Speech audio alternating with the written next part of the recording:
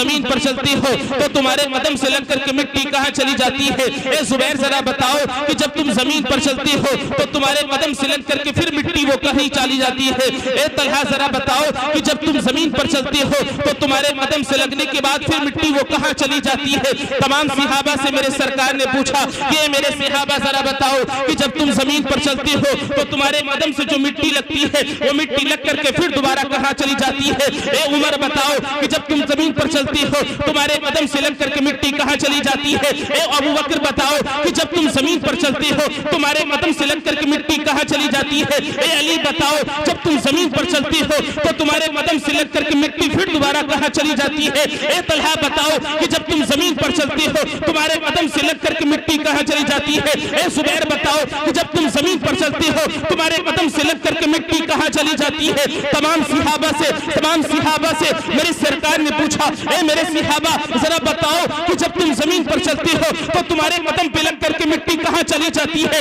हजरत अबू बकर सिद्दीक अर्ज करते हैं या रसूल अल्लाह हम जब जमीन पर चलते हैं तो हमारे कदम से लग करके मिट्टी फिर दोबारा वहीं पर गिर जाती है। हम दूसरा कदम रखते हैं तो फिर दोबारा मिट्टी लगती है, लगने के बाद फिर दोबारा मिट्टी वहीं पर गिर जाती है। हजरत उमर अर्ज करते हैं या रसूल अल्लाह हम जमीन पर चलते हैं हमारे कदम से लग करके मिट्टी फिर दोबारा वहीं पर गिर जाती है। हजरत अली अर्ज करते हैं या रसूल अल्लाह हम जमीन पर चलते हैं हमारे कदम से लग करके फिर मिट्टी फिर दोबारा वहीं गिर जाती है। हजरत तलहा अर्ज करते हैं या रसूल अल्लाह हम जमीन पर कदम रखते हैं तो फिर दोबारा हमारे कदम पर लग करके मिट्टी फिर दोबारा वहीं गिर जाती है। हजरत जुबैर अर्ज करते हैं या रसूल अल्लाह हम जमीन पर चलते हैं हमारे कदम से लग करके मिट्टी फिर दोबारा वहीं गिर जाती है। तो मेरे सरकार ने फरमाया ए अबू बकर ये तुम्हारे कदम की मिट्टी है जो तुम्हारे कदम से लगी और लगने के बाद फिर दोबारा वहीं गिर गई। ए अबू बकर ये तुम्हारे कदम की मिट्टी है। ए उस्मान ये तुम्हारे कदम की मिट्टी है जो तुम्हारे कदम से लगी और लगने के बाद फिर दोबारा वहीं गिर गई। ए अली ये तुम्हारे कदम की मिट्टी है जो तुम्हारे कदम से लगी और लगने के बाद फिर दोबारा गिर गई। ए तलहा ये तुम्हारे कदम की मिट्टी है जो तुम्हारे कदम से लगी और लगने के बाद फिर दोबारा वहीं गिर गई। ए जुबैर ये तुम्हारे कदम की मिट्टी है जो तुम्हारे कदम से लग करके फिर दोबारा वहीं गिर गई। लेकिन तुम्हारे नबी के कदम से जो मिट्टी टच हो जाती है, तुम्हारे नबी के कदम से जो मिट्टी मस हो जाती है वो लग करके फिर दोबारा जमीन पर नहीं गिरती है बल्कि अल्लाह ताला उस मिट्टी को आसमानों पर उठा लेता है और उठाने के बाद उसे सितारों के सर का ताज बना देता है। इसीलिए मेरे इमाम फरमाते हैं जर्रे छड़कर तेरी बेजारों के ताजे सर बनते हैं तैयारों के। नारे तकबीर, नारे रिसालत, नारे गौसियत, उलमाए अहले सुन्नत हजरत अल्लामा मुफ्ती नजमुद्दीन मंजरी, नारे हैदरी। बहुत अच्छा भाई, जिंदाबाद जिंदाबाद।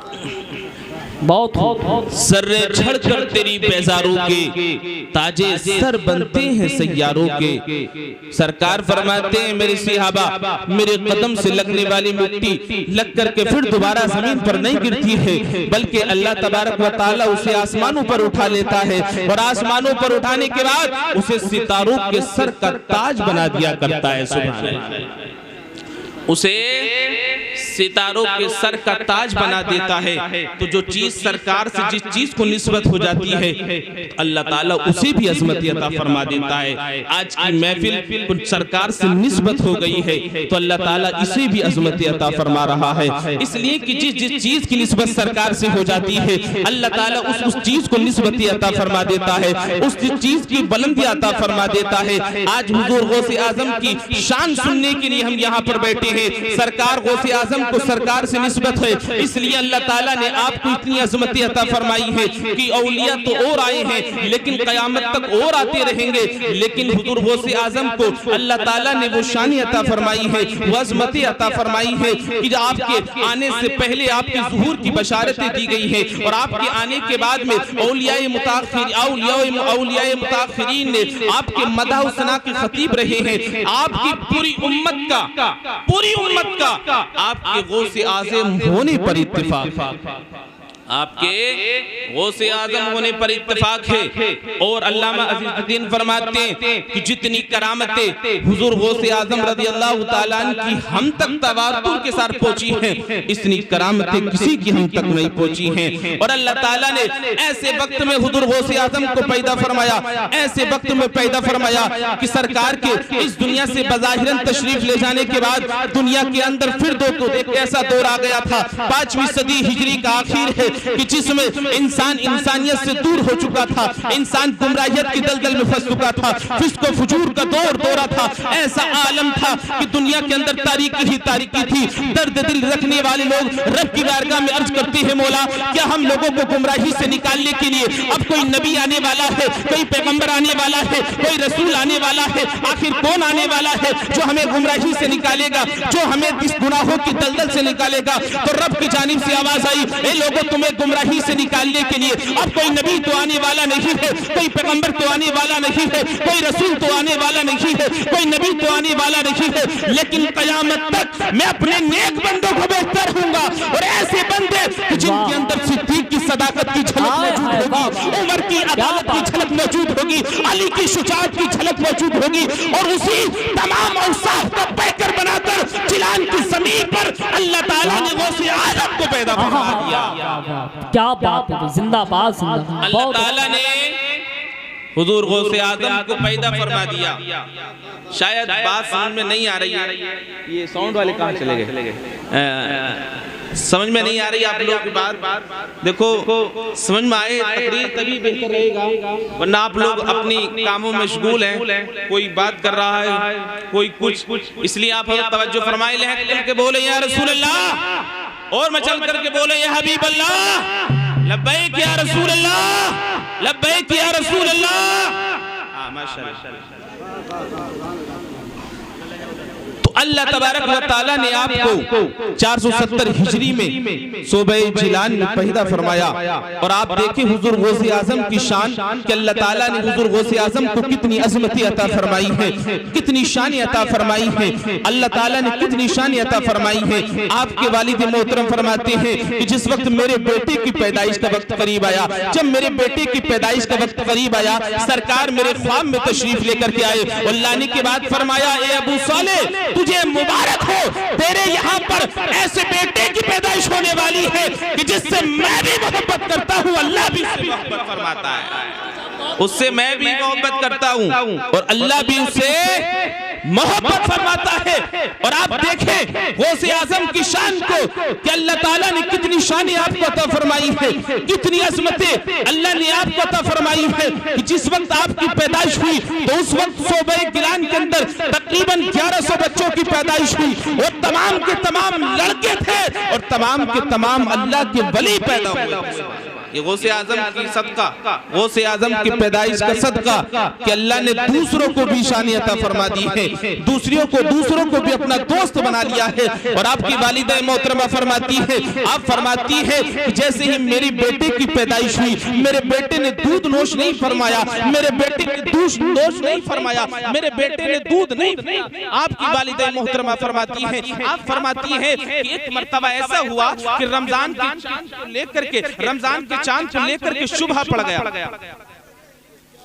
Hello hello hello hello hello hello hello hello hello hello hello आपकी वालिदा मोहतरमा फरमाती है,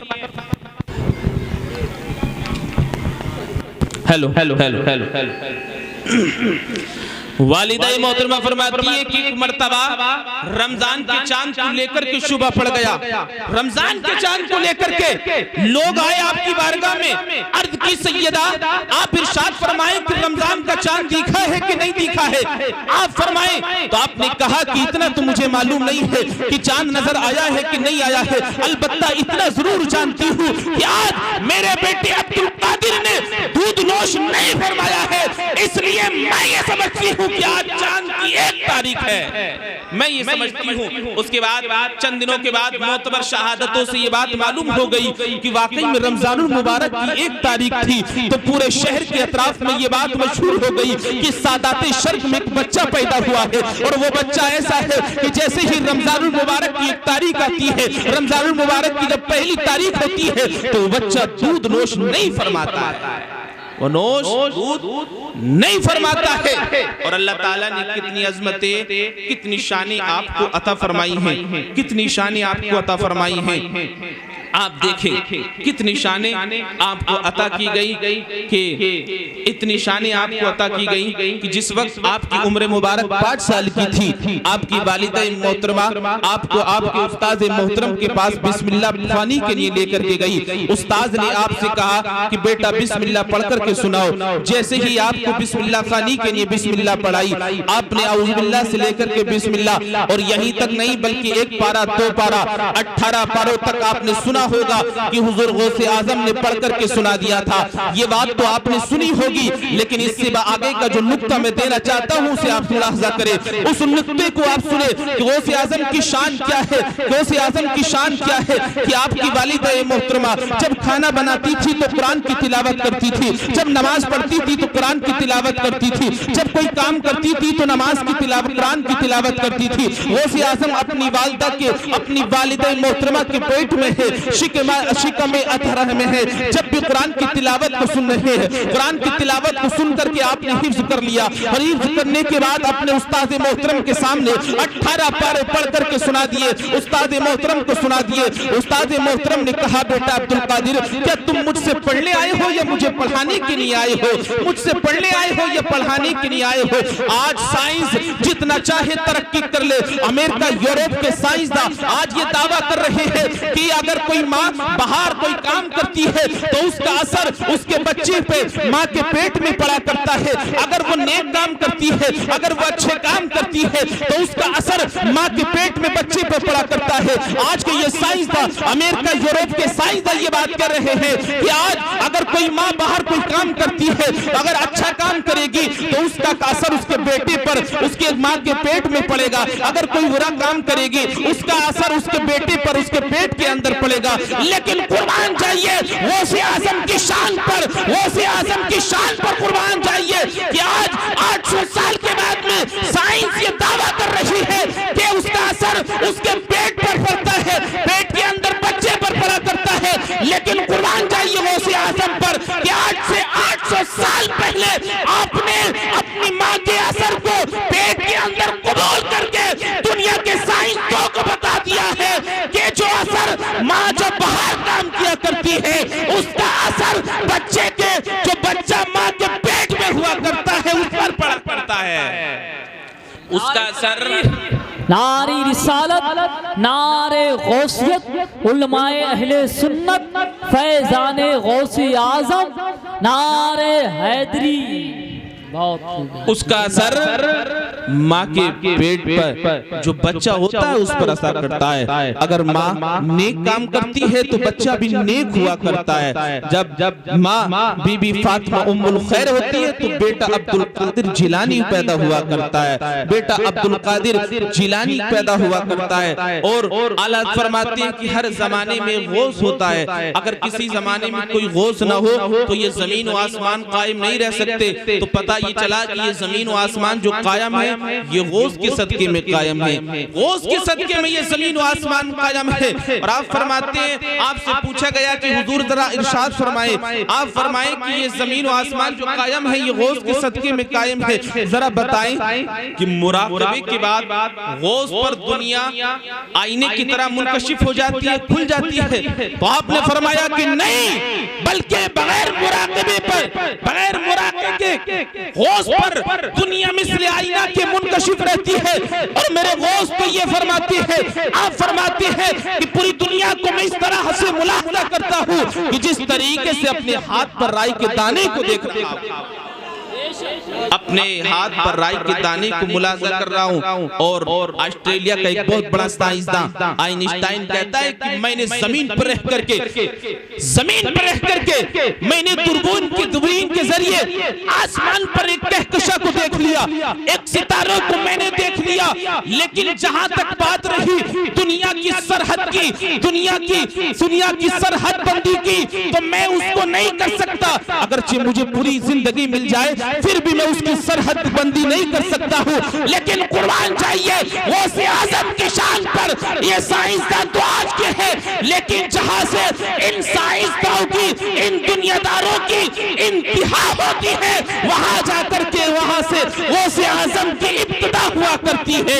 आप फरमाते हैं कि मैं पूरी दुनिया को इस तरीके से मुलाहजा करता हूँ कि जिस तरीके से राई के दाने की तरह मैं पूरी दुनिया को देख रहा हूँ, राई के दाने की तरह पूरी दुनिया को मुलाहजा कर रहा हूँ। तो ये शान है जहाँ साइंसदानों की इंतहा होती है, वहां जाकर के इन अल्लाह वालों की इब्तिदा हुआ करती है, वहां से इनकी इब्तिदा होती है। तो जितने भी साइंसदान हैं वो कहते हैं कि हम दुनिया की सरहद बंदी को नहीं कर सकते, लेकिन गौसे आजम फरमाती है कि मैं पूरी दुनिया को इस तरह राई के दाने की तरह मुलाहजा कर लेता हूँ कि जिस तरीके से मैं राई का दाना मुलाहजा कर रहा हूँ। तो अल्लाह ताला ने बहुत शान अता फरमाई है, अल्लाह ताला ने शान अता फरमाई है। रब ताला की बारगाह में दुआ है कि मौला अपने हबीब के सदक़े में तमाम लोगों को हुज़ूर गौसे आज़म के फैज़ान से माला माल फरमाए।